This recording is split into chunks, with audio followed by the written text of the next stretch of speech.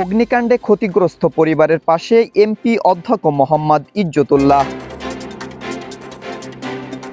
সাতক্ষীরার তালা উপজেলার পাটকেলঘাটা খলিশখালী ইউনিয়নের কাটাখালী গ্রামে ভয়াবহ অগ্নিকাণ্ডে ক্ষতিগ্রস্ত একটি পরিবারের পাশে দাঁড়িয়েছেন সাতক্ষীরা ১ তালা কলরোয়া আসনের সংসদ সদস্য অধ্যক্ষ মোহাম্মদ ইজ্জতুল্লাহ।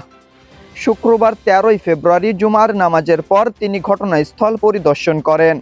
ক্ষতিগ্রস্ত পরিবারের সদস্যদের সঙ্গে কথা বলে তাদের সান্ত্বনা দেন এবং সার্বিক পরিস্থিতি সম্পর্কে খোঁজ খবর নেন।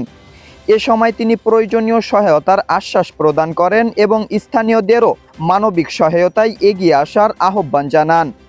স্থানীয় সূত্রে জানা যায়, গত বৃহস্পতিবার সন্ধ্যায় একটি গোয়াল ঘরে মশা তাড়ানোর কয়েল থেকে আগুনের সূত্রপাত হয়। অল্প সময়ের মধ্যেই আগুন ছড়িয়ে পড়ে বসতঘর, রান্নাঘর ও গোয়াল ঘরে।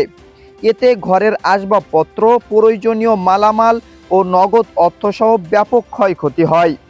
আগুনে গবাদি পশু ও হাঁস মুরগিও পুড়ে মারা যায়। ক্ষতিগ্রস্ত পরিবারের দাবি, এতে প্রায় ১০ লাখ টাকার বেশি ক্ষতি হয়েছে। প্রথম সংসদ অধিবেশন শেষে দ্রুত ঢাকা থেকে এলাকায় এসে এমপি অধ্যক্ষ মোহাম্মদ ইজ্জতুল্লাহ ক্ষতিগ্রস্তদের পাশে দাঁড়ান। এ সময় স্থানীয় রাজনৈতিক ও সামাজিক নেতৃবৃন্দ উপস্থিত ছিলেন।